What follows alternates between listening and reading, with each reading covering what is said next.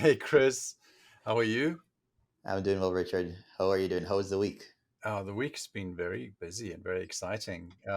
So we're here again. This is Friday. We're going to do another update of all the news in the world of AI. I'm Richard Banfield, your host, and joining me today is Chris McKay, who is the CEO of Maginative. Hey, everyone. Chris, probably the biggest story of the week from just a attention grabbing point of view is this ongoing conversation between Elon Musk and OpenAI. He's been suing them. We're not going to cover that story in depth today because that is almost like its own episode. If you are listening to this and you want to get a deep dive into that, please subscribe to our premium subscription. You get in depth news, analysis, and everything else that we provide in that program. But today we're going to focus on a bunch of other really cool stuff. So, Chris, let's start where we always start, which is chips. Always a new chip, always a new piece of Yeah, fabrication coming out there. Why don't we start with that? sure. I think there are two big chip stories this week that we definitely want to touch on. The first is around Groq. So, Groq ended up expanding its ecosystem and it acquired a company called Definitive Intelligence. Hmm. And there's still a lot unknown about Groq. It's a fairly new company. And its LPU performance, which is language processing unit, which is different from the architecture of many of the other chips like from Nvidia and AMD. It's very performant. When you look at it compared to other chips, let's say you're running a chatbot, it's Mm. able to produce that content so much faster.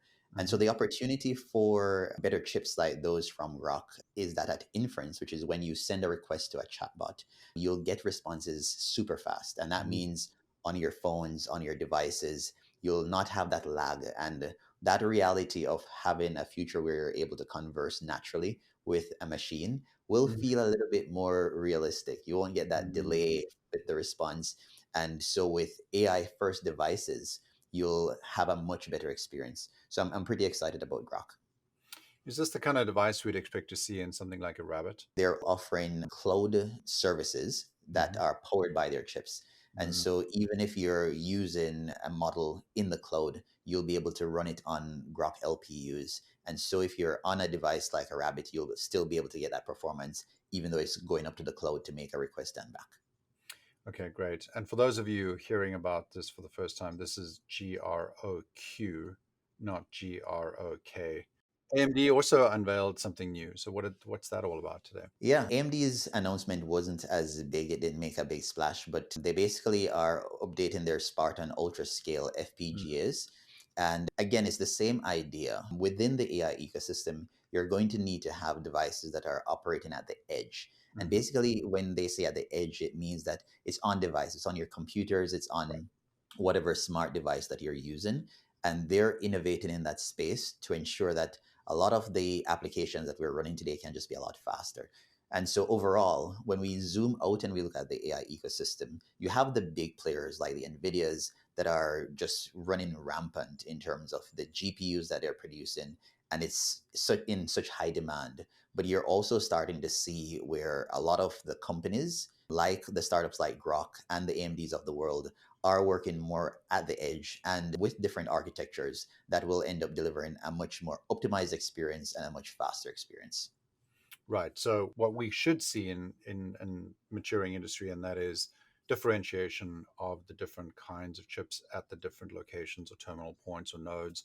So we've got cloud players, we've got farm players who are going to be doing a lot of the processing, and then of course we've got those folks who are pushing their device or pushing their chips into the devices that are literally in the hands of the consumers. Exactly. Cool. Okay, let's switch our attention from chips to tools. This was actually a pretty cool one. Zapier acquired Val, which is yeah, kind of a fun thing to observe and let's talk specifically about not just the acquisition, but what it actually means for the people that might be using these tools. I think this is a really interesting story because when it comes to pivoting in the age of intelligence, as I call it, I think a lot of SaaS players are going to need to rethink their business model. They're going to need Mm. to rethink the value that they're offering to consumers. And before, if you think of the value proposition, it was, hey, we'll give you the tool and you go and use that tool to do work. And I think with AI, the offering has to be more like, we'll do the work for you with Mhm. intelligent solutions. Right. And Zapier is well positioned in this marketplace to do that sort of agent workings because it's built on APIs. It's a no code solution that allows Mhm. you to basically tie two different tools together and Yeah. say, hey, when this happens in this tool, I want you to do something else in another tool. And so that was their claim to fame. And people love Zapier.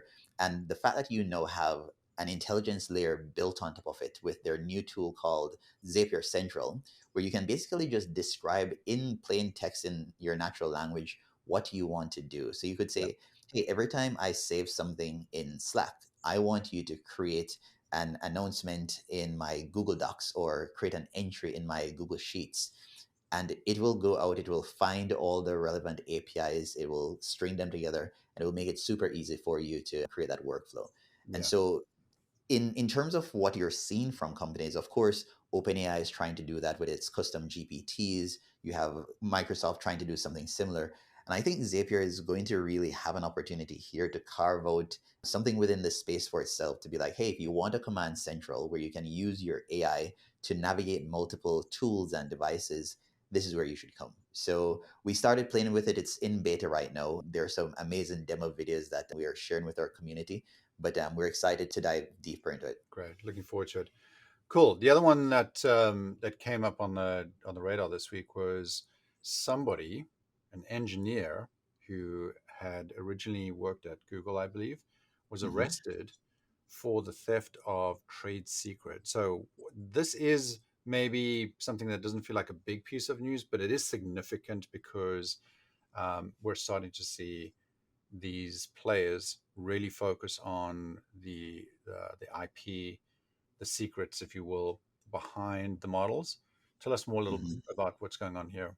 So I'm going to be very careful. I see reporting online saying that the engineer stole secrets for China. What Mm, we do know it is that it was a Chinese software engineer that stole the IP and was about to use it for companies in China.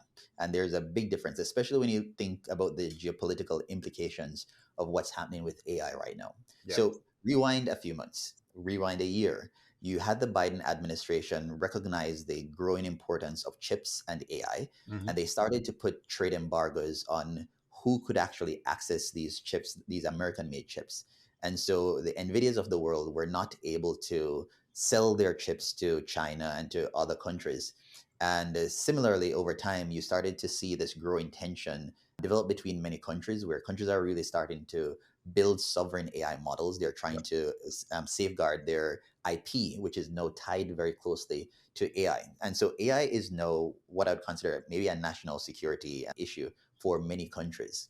And the conversation in the background has been that similar to the Manhattan Project, when you were working on nuclear weapons, Mm, it may be very important for a lot of these AI startup labs to get advanced security, not just from a tooling standpoint, but physical security right. on the ground to vet their employees better so that you're not losing any of this IP to the countries and getting it into hands of players Yeah. that we really don't want that to happen. And so this story was really interesting because the FBI, along with the Commerce Department, were able to find that this engineer not only went to China and was offered a role as the CTO of a company there, but he started his own startup and was Mm, raising money. And he explicitly said that he had access to the Google hardware, and this is the hardware that powers Gemini and mm, previously Palm, and he was going to be able to replicate that in China. And wow. so it shows you the gravity of the situation and just Yep. the extent that companies will need to go to protect their IP. Yeah. So definitely a political angle here. We don't know any more than that. This could have just been a coincidence. Maybe a a commercially minded individual trying to take advantage of this situation right now. The thing that comes to mind, though, is there an opportunity for security companies, not just cybersecurity, to be able to use AI to track the behavior of individuals within those ecosystems to then flag certain behavior that they think is suspicious, or maybe that will predict their departure from the company. I know that there is already Hmm. software in play right now. AI could be a different kind of how should we say, maybe an application layer within the tool itself to kind of suggest what people might be doing with this in a nefarious way. Yeah, I think there's an opportunity. I do think as the ecosystem matures, we're going to see where there are opportunities for startups to Mm, emerge to say, hey, we're going to operate at the software layer, we're going to operate at the communications layer. But the reality is, as these models get ever more capable and ever more powerful, we will want to ensure that not only are they secured, but who has access to them yeah, and who has access to the underlying data that is powering them. right. It's always the data. Cool. Okay, let's shift to models. This was a regular week, and then we got three more models this week. Oh my god! Every week we say it's going to be a big one, and then of course, so we've got three models that came out this week. Why don't we go through them? Anthropic being the big one, but there's also some smaller, more kind of behind the scenes models emerging as well. Sure. Okay, so first of all, why are models important? You'll hear us talk about models all the time, right? A new model comes out, a lot of research will be happening, and we'll cover models that are even at the research phase. As a consumer, as a business, these models are going to ultimately power the applications and services that you will use. And you'll need to be thoughtful in terms of the models that you choose, both from a pricing standpoint, but also from a capability standpoint. And so if you're looking to differentiate yourself, you'll want to become familiar with the different players in the space, their different capabilities, and how that can be advantageous to you. And of course, you have open source models that are completely free for anyone to use, both commercially and also in an open source manner. You have open weights models, which don't give you the underlying data or training information, but you can still use many of them. And then you have proprietary models like your Claudes and your Geminis and your GPTs of the world. So this week, we had some new releases, and it was a mix of both open source and proprietary models. The first, as Richard said, is from Anthropic, and this is a big one.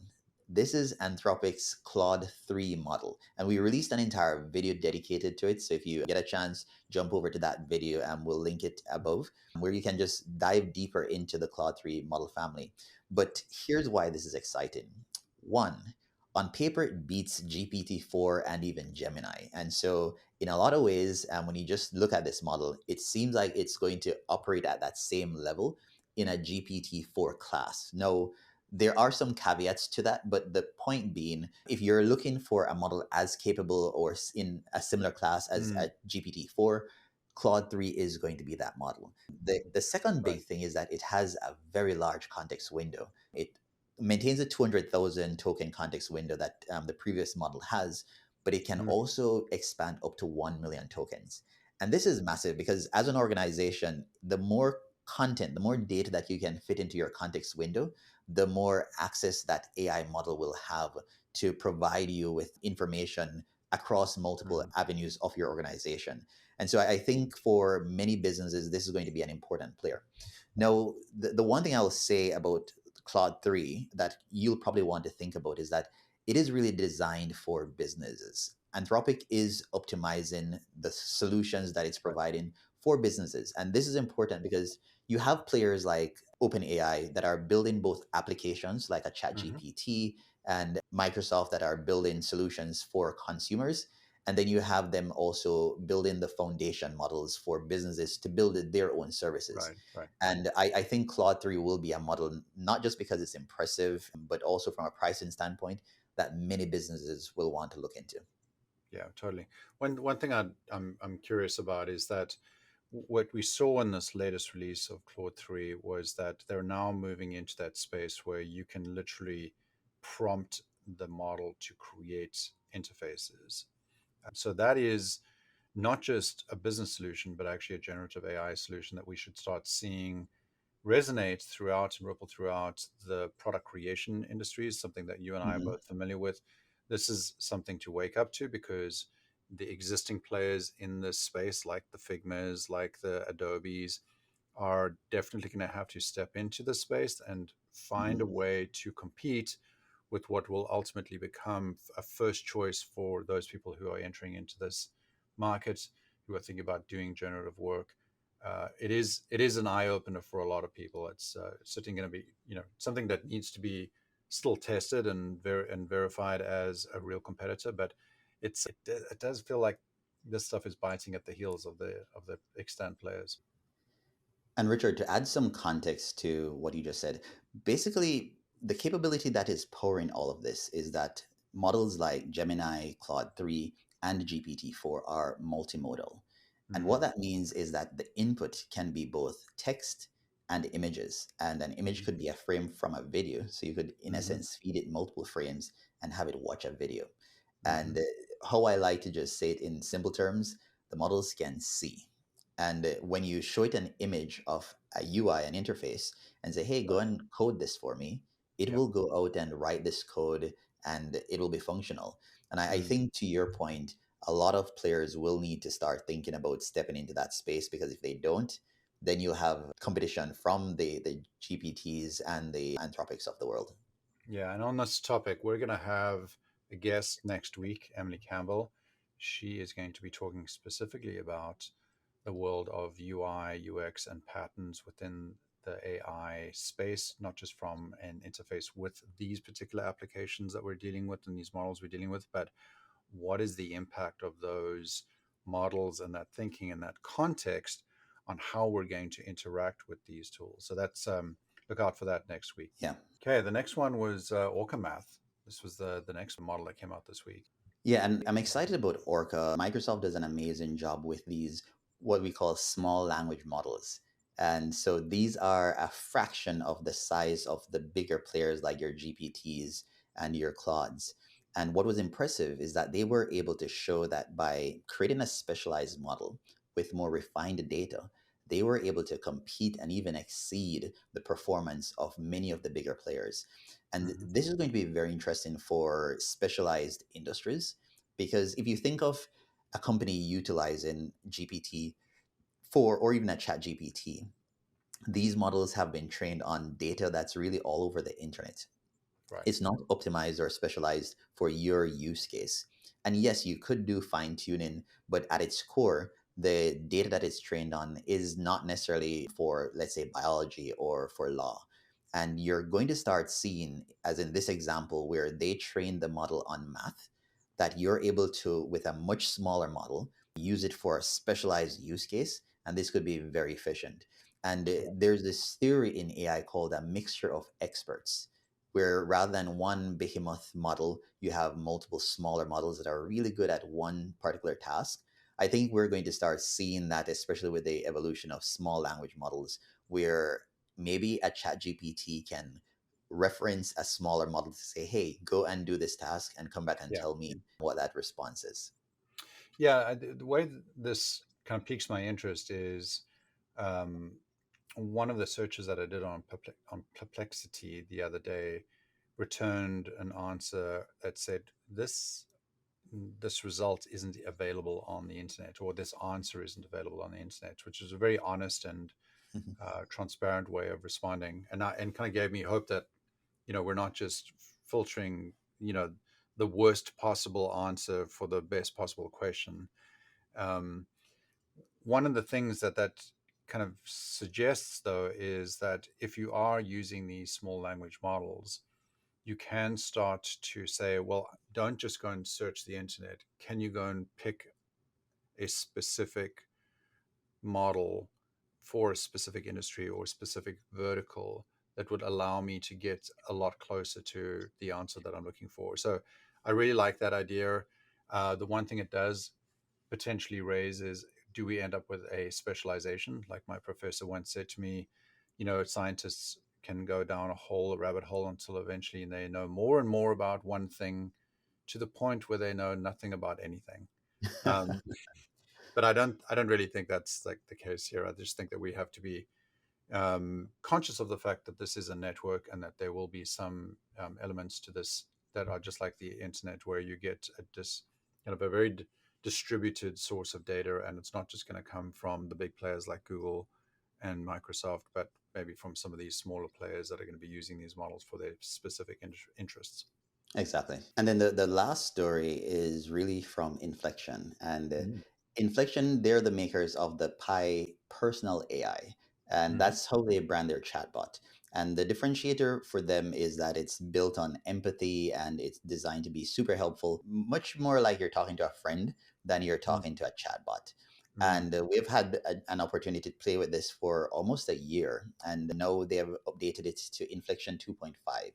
And this model, they're saying it's smarter. And that's the big thing. It's supposed to compete with GPT-4, not quite exceed the benchmarks that GPT-4 has set, but to come close enough.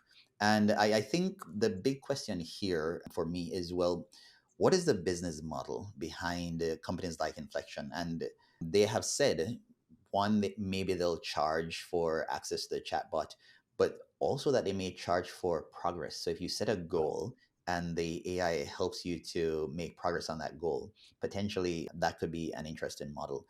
But again, it's different from a provider like an OpenAI that is creating a foundation model to say, hey, take this and build your own services and then create a business on that. Inflection, in and of itself, is offering Pi as a product that it wants to monetize in some capacity as this sort of personal AI. And so it's the jury's still out on it, but excited to see a newer model, excited to see it being more intelligent, and looking forward to see how it compares and evolves over time with the bigger players. Right. I think what listeners will be interested in hearing about, and maybe we can do an entire episode on this, is as these models evolve, they're going to have to pay for themselves. And right now, we've got primarily a subscription model or a venture backed model. In other words, the existence of a model supports a larger business, as is the case with Microsoft or Anthropic. But these things eventually have to pay for themselves. And we will eventually even have to entertain the idea that there will be ad supported models. Not Hmm. excited about that, but one of the posts that I put in LinkedIn this week was we did see how a search request would return a search result, which would return a relevant ad. That was a major breakthrough for the ad industry. And obviously, that is where Google's entire trust fund comes from, just so to speak. Yeah. We may start to see models that are existing have a free version if you're willing to also get those those ads in your results. However, something worth contributing with that is that changes the incentives, right? Suddenly the algorithm starts to become tweaked in a way that is optimizing for the advertiser experience. Chris, the next thing on our list to talk about this week is accessibility. And I've had an opportunity to use this feature in ChatGPT. It actually reads the responses to you. So I wrote an article, had ChatGPT add some finer edits to it, and then read it back to me. And what was really, really useful about this is that when any kind of blog post, article, maybe it's a chapter of a book, when that's being read back to you, you can actually hear that grammar in action and start to understand whether it's achieving its outcome or achieving the goal that you set for yourself as the writer.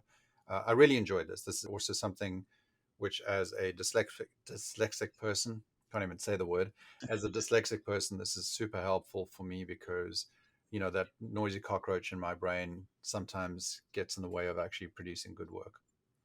Oh, that's amazing to hear. And overall, I think this is a big win. It's a big win from a feature standpoint, but also for accessibility. Because one of the big concerns I've had with the proliferation of chatbots is just how much of a hit accessibility was taken for Yeah. people that couldn't use a chatbot natively. At least now you can speak to it and it can Mhm. respond. And I think that is perfect, especially in so many different use cases. You'll find this helpful.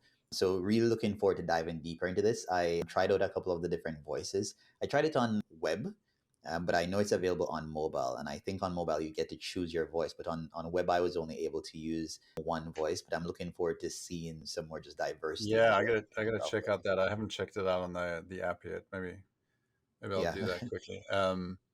Yeah. Okay. Cool. Let's talk a little bit about partnerships. It didn't take long. The large consulting companies are back in the picture. Obviously, they want to be a participant in the changes that are going on. Tell us a little bit about what Accenture is doing. They seem to be the most aggressive players in that space. What are they doing? You saw the writing on the wall. You have seen the layoffs. You have seen the hiring freezes from these big consulting firms. I think AI is going to be more disruptive to them than many other companies and more people realize. And I think they're in this process of pivoting where rather than just traditional consulting services, they're going to be focusing on AI education and Hmm. also helping to promote AI maturity within organizations. Because those are two massive needs. Personally, at Maginative, we have companies reaching out to us to provide AI advisory and consulting, but it's also AI implementation services. And Right. so we know that there's a massive need out there for that. But also under AI literacy, there's just so much, it's so important to get this education and knowledge out into the field, into the Mm. employees' hands. So one, you can upskill them because if you think about it, we don't have enough people to do the work that needs to be done for AI. And so you can't just go out and find this talent. And so a big opportunity is to take your existing workforce and look for opportunities to upskill them, to teach them Yeah. the different tools, the different methodologies, and how you can integrate AI into your process to drive more efficiency and productivity. And so the two big stories here, one, Accenture is partnering with Cohere for AI implementation within organizations. And Cohere is famous for their command models. These are proprietary models, and Cohere tends to fly under the radar because they're really focused on enterprise AI Yeah. implementation solutions. But they have a really robust and a powerful enough model, and also retrieval augmented generation. And that allows you to basically ground the model with your enterprise data. And so if you're Mm. building a solution within your organization, and you want to ensure that it's only referencing data from your documents, from your knowledge base, from your support materials, Cohere has a really great ecosystem in order to do that. And so partnering with Accenture, I think, will get them into the door of many more enterprises faster. And then the second big thing that you saw was that Accenture is acquiring Udacity, and that's a learning platform, and it's Hmm. all focused on AI learning. And so you're going to start seeing a lot more resources coming out from these companies to say, hey, if you need to upskill, if you need to get courses, if you need to ensure that you're staying up to date, you'll be able to leverage our platforms to do that. Yeah, absolutely. Now, something of a more traditional partnership was Dell and Crowdstrike. Tell us what this was all about. CrowdStrike is basically a security Hmm. provider. Going back to one of our earlier stories, you're Yeah. starting to see this need to invest in security and in cybersecurity at that. And so you're seeing more partnerships with some of the more traditional players like the Dells, with some of the newer startups like CrowdStrike Yeah. to deliver AI powered solutions. And CrowdStrike is using AI to better detect threats and to respond faster. Because the opportunity here is that where a lot of solutions failed in the past, where you were always responding to a breach, here you're going to be able to sometimes have more preventative solutions in place. And this is where AI can be super helpful. Yeah, very, very curious about this the security thing. It might be one of those sleeper investments that I mean, I'm not an advisor. I don't make investment advice, so just disclaimer there. But um, the security threat behind AI, especially in the enterprise space, feels to me like something that needs attention. So I'm really curious as to see how CrowdStrike and some of these other cybersecurity companies step up and partner and also provide new tooling for their customers. Exactly. Yeah. Okay. So Snowflake also announced a partnership, but their partnership is slightly different. They are going to make an investment in Mistral AI. Tell us a little bit more about that. Yeah, I think this is a continuing story from last week that we covered where Mistral, obviously they released Mistral Large last week that we covered, Right. and they had Hmm. partnerships with IBM and with Microsoft. And here you're seeing that they're also partnering with Snowflake, and Snowflake provides data lakes for companies. And so rather than you having your data in all these disparate places, you're able to use a tool like Snowflake and centralize your data. And Hmm. data maturity is the foundation of all AI solutions. Where's the data? Yeah, exactly. You joke about it all the time. Like it starts with data. And so for a business, if you don't have a solution where you can have your data in a centralized place, you'll first need to reach to that level and then you can build AI solutions on top of that. And so this partnership with Mistral is going to make it super easy for Snowflake to go to their customers and say, hey, you know what, you have your data here. Now you can easily integrate AI solutions on top of that to take advantage of it. So brilliant move, smart move. We'll see how this partnership evolves, definitely. Great. And then the last story this week, although there have been more than just one money in AI or funding in AI story this week, is the Alibaba story. Again, this is not brand new. We saw some activity last week as well from Alibaba, but now they're really getting serious. We're also starting to see a thawing, if you will, of the Chinese investment attitude Yeah. towards AI. Give us some insights into this one.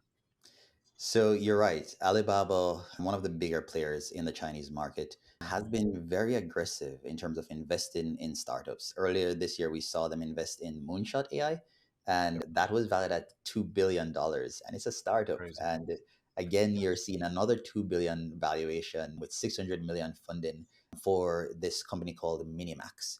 And what you alluded to, you're seeing support from the Chinese government to back these bigger companies to invest in the startups to say, hey, let's push our AI economy as aggressively as we can to compete with our Western counterparts.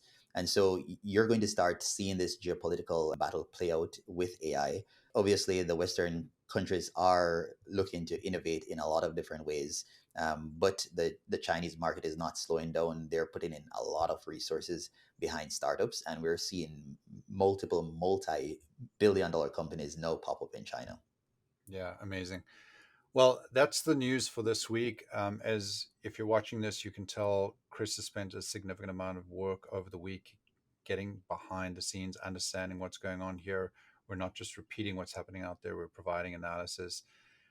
You can watch a lot of Chris's videos directly on YouTube or subscribe and we'll send them to you. Or if you want to go even deeper, there's a premium package which will allow you to get even further into these stories and understand what the applications are for your particular businesses. So, like and subscribe to the newsletter, subscribe to the premium package, and join us every week for these updates. Until next time, everyone, take care. One love. I love it.